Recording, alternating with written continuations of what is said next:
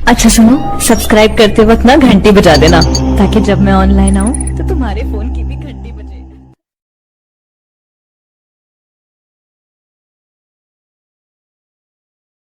गरीबी। गरीबी का अर्थ है वह स्थिति जब किसी व्यक्ति को जीवन की निम्नतम आधारभूत जरूरत भोजन, वस्त्र एवं आवास भी उपलब्ध नहीं हो पाते।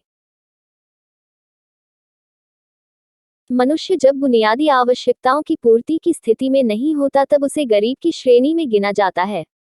विकासशील देशों के संबंध में पहला वैश्विक गरीबी अनुमान वर्ल्ड डेवलपमेंट रिपोर्ट 1990 ई में मिलता है।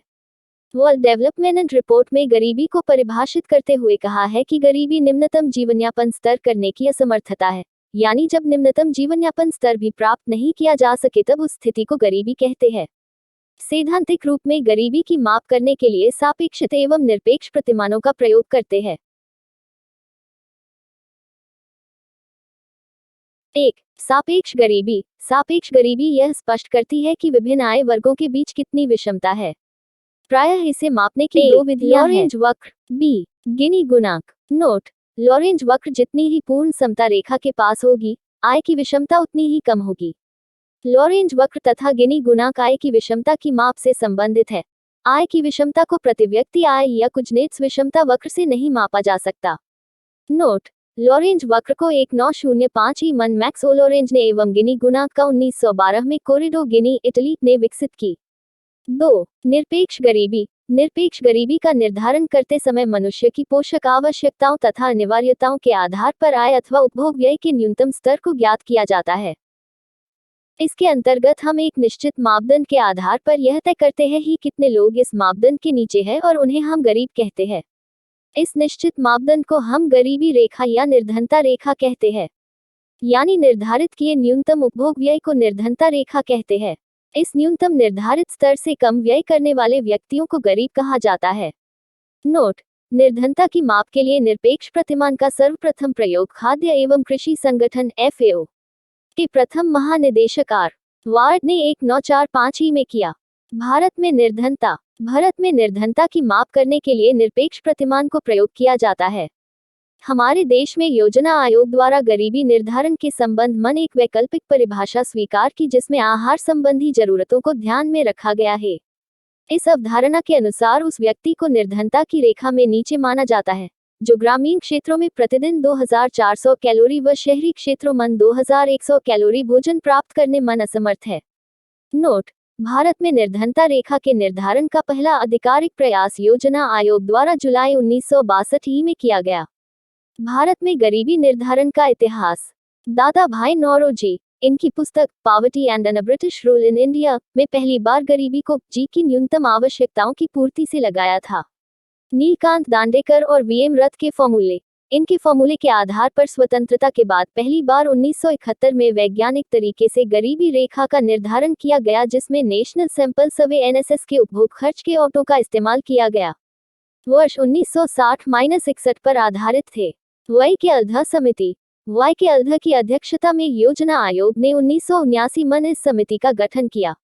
इस समिति ने दांडेकर एवं रथ के फॉर्मूले का आधार वर्ष बदलकर 1973-74 पर दिया और पहली बार शहरी और ग्रामीण क्षेत्रों के लिए कैलोरी की अलग अलग मात्रा निर्धारित की,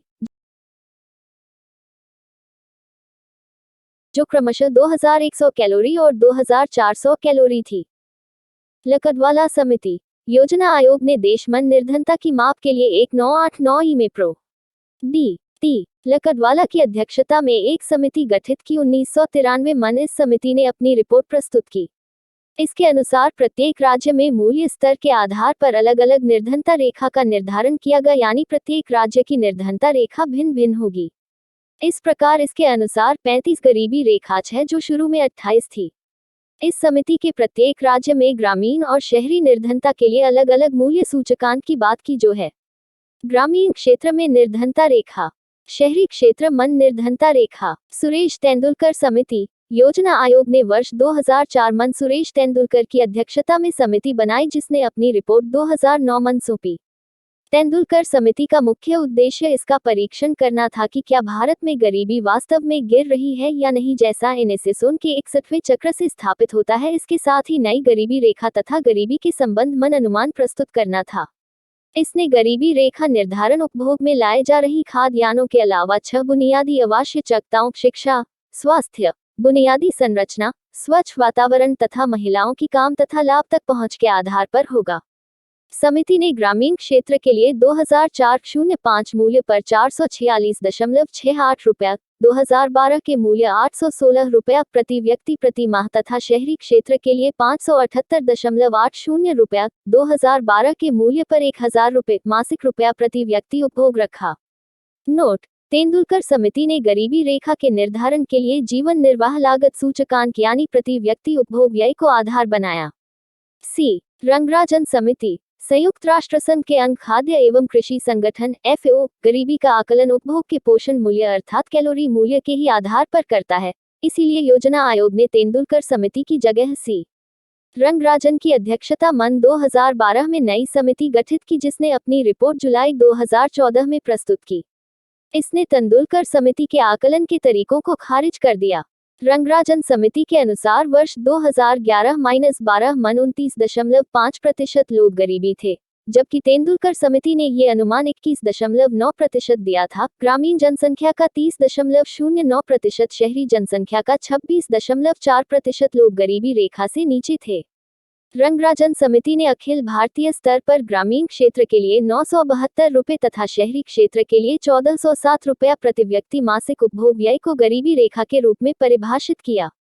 दादा भाई नौराजी, निर्धनता के नवीनतम आंकड़े। देश में निर्धनता रेखा से नीचे की जनसंख्या के संबंध में ताज़ा आंकड़े योजना आयोग द्वारा जुलाई 2013 में जारी किए गए। राष्ट्रीय नमूना सर्वेक्षण संगठन NSSO के 68वें दौर के सर्वेक्षण पर आधारित यह आंकड़े 2011-2012 के लिए है तथा सुरेश तेंदुलकर समिति द्वारा सुझाए गए फॉर्मूले पर आधारित है। इस आंकड़ों के अनुसार 2011-12 में देश में 21.9% जनसंख्या निर्धनता रेखा के नीचे है, जबकि 2004-05 में यह 37.2% थी। बी. ग्रामीण क्षेत्रों मन 25.7% व शहरी क्षेत्रों मन 13.7% जनसंख्या निर्धनता रेखा से नीचे है। सी. देश में निर्धनों की कुल संख्या 26.93 करोड़ आकलित की गई। डी. राज्यों में सर्वाधिक निर्धनता अनुपात छत्तीसगढ़ में पाया गया, जहां 39.93% जनसंख्या निर्धनता रेखा के नीचे है। इसके पश्चात झारखंड, मणिपुर, अरुणाचल प्रदेश व बिहार है। केंद्र शासित प्रदेशों में निर्धनता रेखा से नीचे जीवन यापन करने वाले घटते क्रम में दादरा नगर हवेली, चंडीगढ़। F. सबसे कम निर्धनता अनुपात गोवा मन 5.09% है। इसके बाद केरल, हिमाचल प्रदेश, सिक्किम व पंजाब। गरीबी निवारण, रोजगार, बीमा, शिक्षा, स्वास्थ्य एवं बाल विकास से संबंधित कुछ प्रमुख योजनाएं। 1. अन्नपूर्णा योजना। इस योजना का प्रारंभ 2 अक्टूबर 2000 को गाजियाबाद के सिखोड़ा ग्राम से हुआ। इस योजना को उद्देश्य देश का अत्यंत निर्धन वृद्धों के लिए रोटी की व्यवस्था करनी है। 2. राष्ट्रीय खाद्य सुरक्षा अधिनियम 2013। यह अधिनियम 12 दिसंबर 2013 से प्रभावी हुआ। इसका मुख्य उद्देश्य लोगों को पर्याप्त मात्रा में गुणवत्तापूर्ण खाद्य को उचित मूल्य पर आपूर्ति के द्वारा खाद्य तथा पोषक सुरक्षा मुहैया करना है। 3. राष्ट्रीय ग्रामीण रोजगार गारंटी अधिनियम नरेगा। इसकी शुरुआत 2 फरवरी 2006 को आंध्र प्रदेश के बांदावाली जिले के अनंतपुर गांव से हुआ।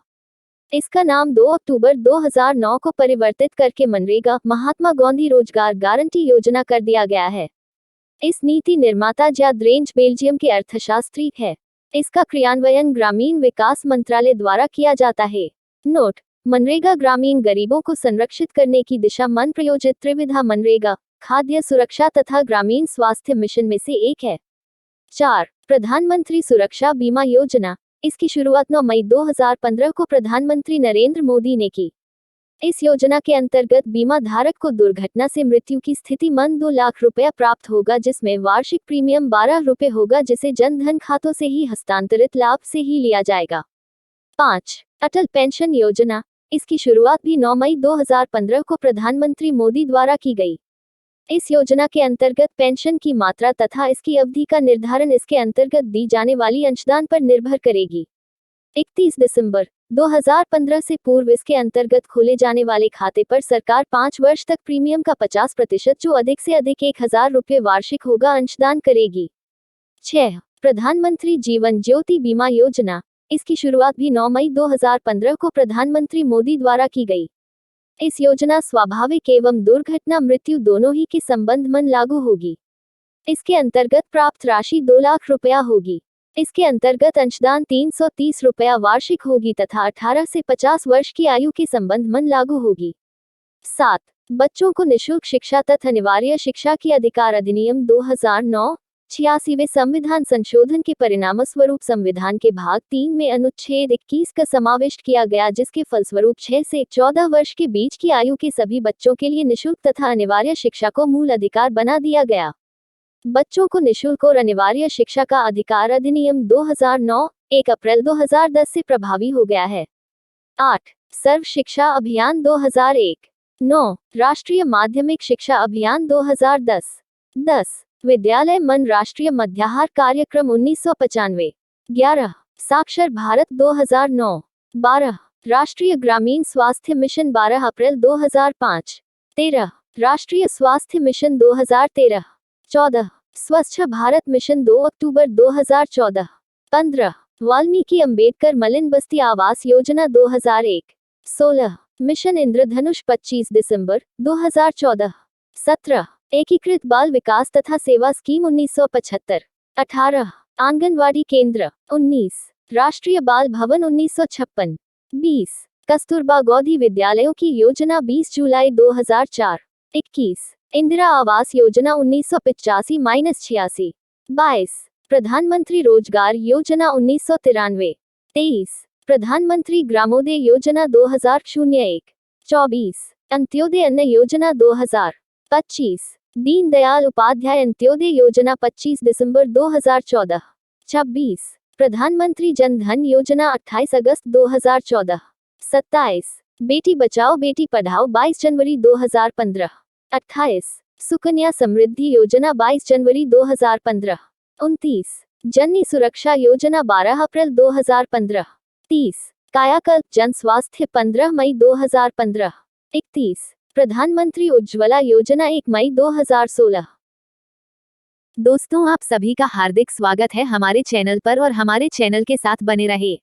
दोस्तों, हमारा YouTube चैनल का नाम @UPSC_Anonymous_Quiz है और हमारा टेलीग्राम चैनल में @UPSC_Anonymous_Quiz नाम का ग्रुप बना हुआ, उसे ज्वाइन जरूर करें। हमारी इंस्टाग्राम आईडी है, फॉलो जरूर करें। हमारे फेसबुक पेज @UPSC_Anonymous_Quiz। इन सभी चैनल की ज्वाइन और सब्सक्राइब लिंक वीडियो के नीचे डिस्क्रिप्शन बॉक्स में दिया हुआ, जिसके माध्यम से में फॉलो कर सकते हैं। हमारा व्हाट्सएप ग्रुप बनने जा रहा है और कॉल सेंटर की भी व्यवस्था की है, जिसके माध्यम से आप हमें संपर्क कर सकते हैं। यूपीएससी और बाकी सभी एग्जाम के लिए महत्वपूर्ण पीडीएफ हमारे टेलीग्राम चैनल उपलब्ध है और गूगल पर हमारे चैनल की वेबसाइट भी बनाई जा रही है। चैनल को अधिक से अधिक शेयर जरूर करें।